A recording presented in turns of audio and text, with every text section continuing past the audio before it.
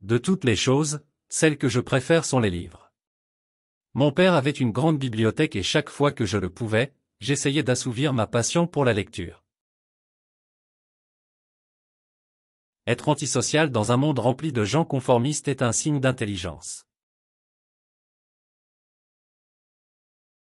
Les malentendus sont toujours causés par l'incapacité à apprécier le point de vue d'autrui. L'argent ne représente pas la valeur que les hommes lui ont attribuée. Tout mon argent a été investi dans des expériences avec lesquelles j'ai fait de nouvelles découvertes permettant à l'humanité d'avoir une vie un peu plus facile.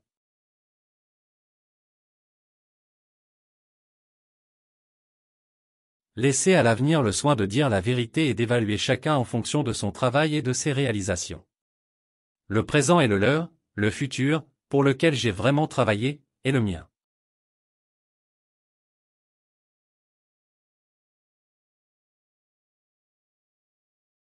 L'idée de l'énergie atomique est illusoire, mais elle a pris une telle emprise sur les esprits que, bien que je prêche contre elle depuis 25 ans, il y a encore des gens qui croient qu'elle est réalisable.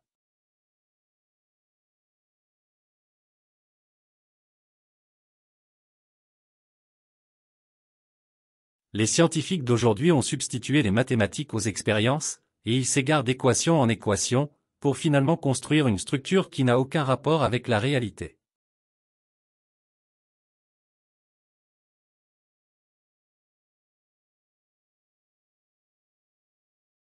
Le développement continu de l'homme dépend de façon vitale de l'invention. Celle-ci est le fruit le plus important de son cerveau créatif. Son but ultime est la maîtrise complète de l'esprit sur le monde matériel, la mise à profit des forces de la nature pour les besoins de l'homme. C'est la tâche difficile de l'inventeur qui est souvent incompris et non reconnu.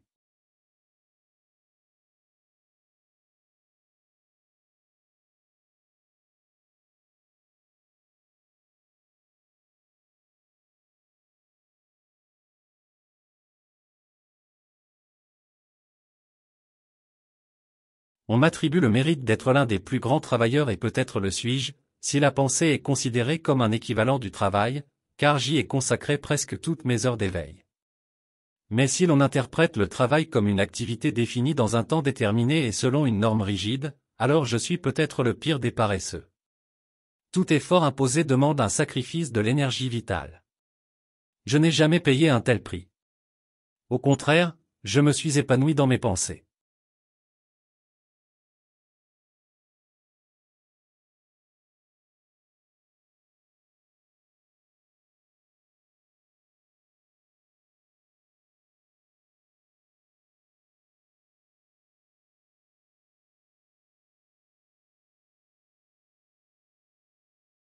Nos premières tentatives sont purement instinctives et relèvent d'une imagination vive et indisciplinée. En grandissant, la raison s'affirme et nous devenons de plus en plus méthodiques et conceptuels. Mais ces premières impulsions, même si elles ne sont pas immédiatement productives, sont d'une importance capitale et peuvent façonner notre destinée. En effet, je pense maintenant que si je les avais comprises et cultivées au lieu de les réprimer, j'aurais ajouté une valeur substantielle à mon legs au monde. Mais ce n'est qu'à l'âge adulte que j'ai réalisé que j'étais un inventeur.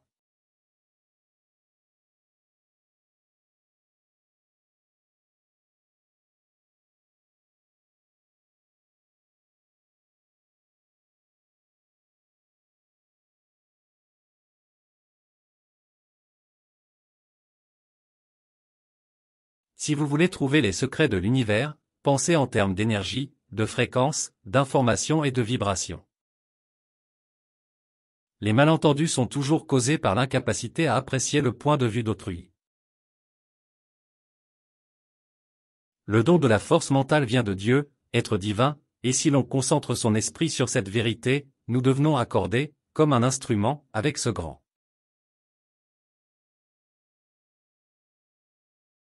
Je me fiche qu'ils aient volé mon idée. Je m'inquiète du fait qu'ils n'en aient pas eux-mêmes.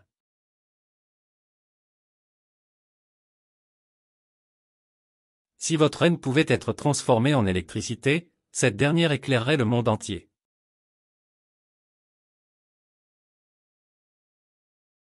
Le jour où la science commencera à étudier les phénomènes non physiques, elle fera plus de progrès en une décennie que dans tous les siècles précédents de son existence.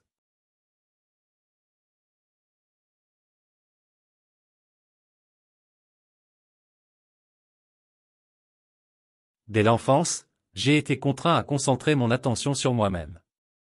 Cela m'a causé beaucoup de souffrance, mais selon mon point de vue actuel, c'était une bénédiction déguisée qui m'a appris à apprécier la valeur inestimable de l'introspection dans la préservation de la vie, ainsi que comme moyen de réalisation.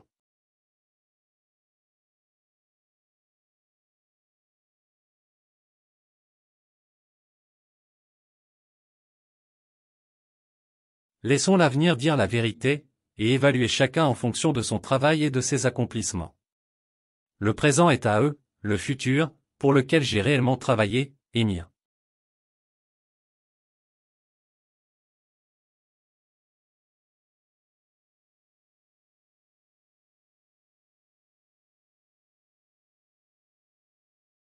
Je suis reconnu pour être l'un des plus travailleurs et peut-être le suis-je, si réfléchir équivaut à travailler, ce pourquoi j'ai dévoué la plupart de mes heures de veille. Mais si travailler est interprété comme une performance définie dans un temps spécifié et accordée à une réglementation stricte, alors je suis peut-être le pire des fainéants.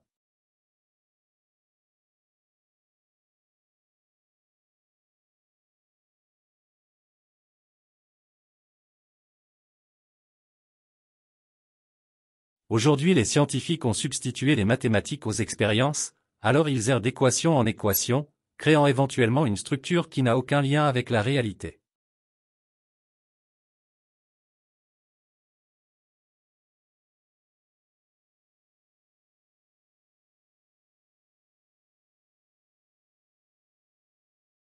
Aujourd'hui les scientifiques ont substitué les mathématiques aux expériences, alors ils errent d'équation en équation, créant éventuellement une structure qui n'a aucun lien avec la réalité. En aucun cas nous ne pourrions obtenir une telle idée de la grandeur de la nature que lorsque l'on considère, conformément à la loi de la conservation de l'énergie dans l'infini, les forces sont dans un équilibre parfait, et donc l'énergie d'une simple et unique pensée unique peut déterminer le mouvement d'un univers.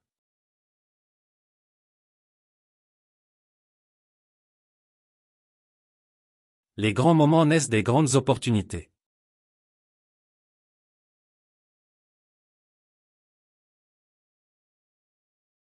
Être seul, c'est le secret de l'inventivité, être seul, c'est le moment où les idées naissent.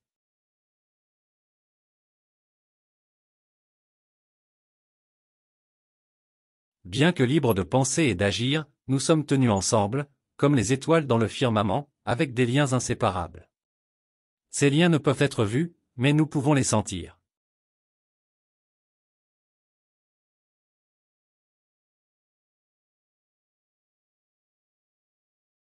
De toutes les choses, celles que je préfère sont les livres.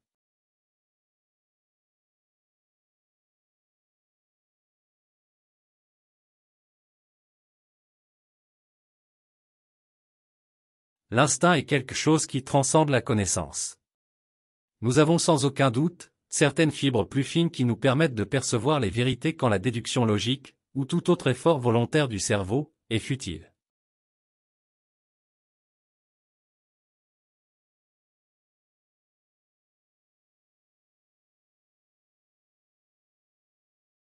L'homme de science ne vise pas un résultat immédiat. Il ne s'attend pas à ce que les idées qu'il avance soient facilement acceptées. Son travail est comme celui d'un cultivateur, pour l'avenir. Son devoir est de jeter les bases pour ceux qui sont à venir et de montrer la voie. Il vit, travaille et espère.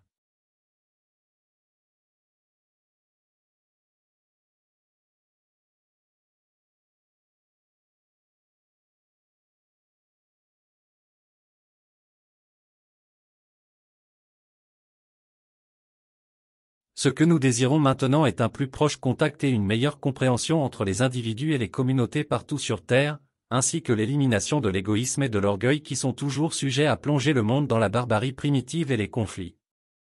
La paix ne peut provenir que comme une conséquence naturelle d'une illumination universelle.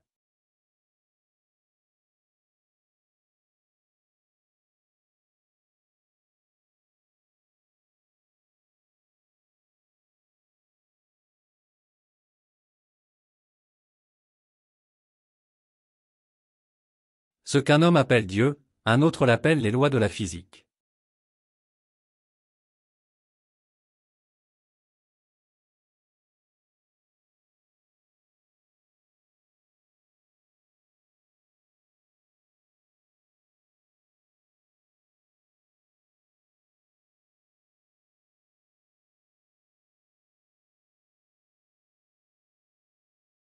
Les scientifiques d'aujourd'hui pensent profondément plutôt que clairement. Il faut être sain d'esprit pour penser clairement, mais on peut penser profondément et être totalement fou.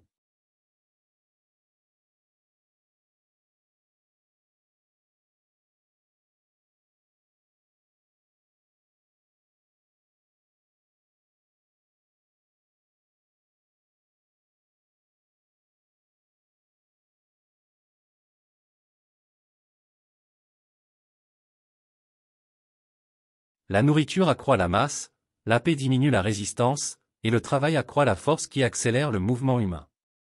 Ce sont les trois seules solutions possibles pour accroître l'énergie humaine.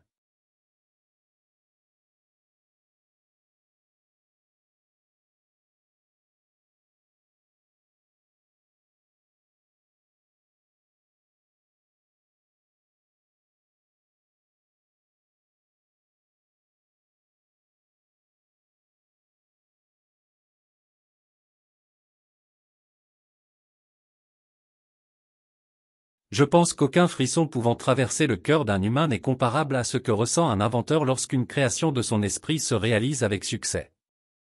De telles émotions font oublier à un homme la nourriture, le sommeil, les amis, l'amour, tout.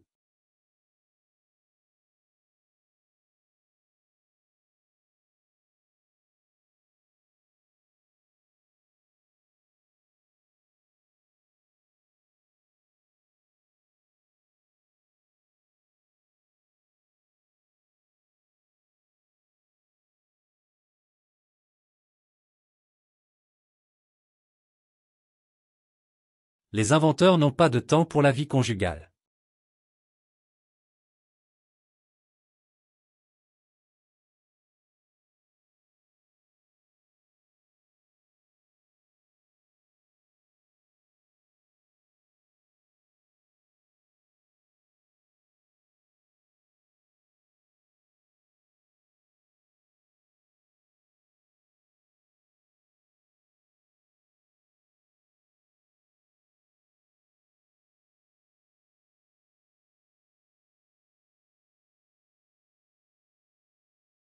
Tout le monde devrait considérer son corps comme un don inestimable de la part de l'un, celui qui aime par-dessus tout, c'est une merveille artistique, d'une indescriptible beauté, et d'un mystère au-delà de toute conception humaine, si délicat qu'un simple mot, un souffle, un regard, que dis-je, une pensée peut lui nuire.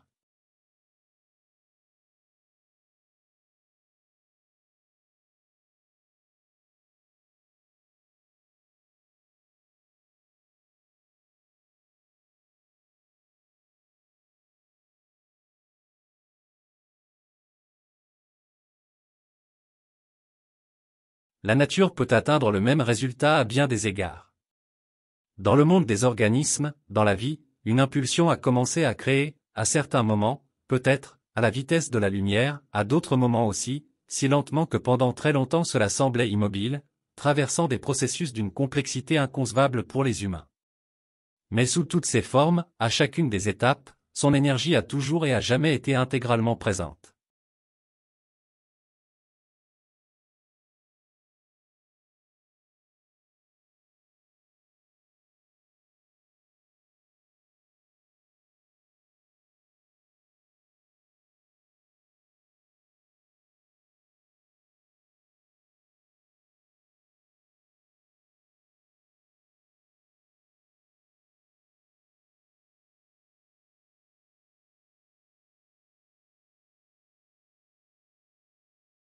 Mon cerveau n'est qu'un récepteur, dans l'univers il y a un cœur duquel on obtient la connaissance, la force et l'inspiration.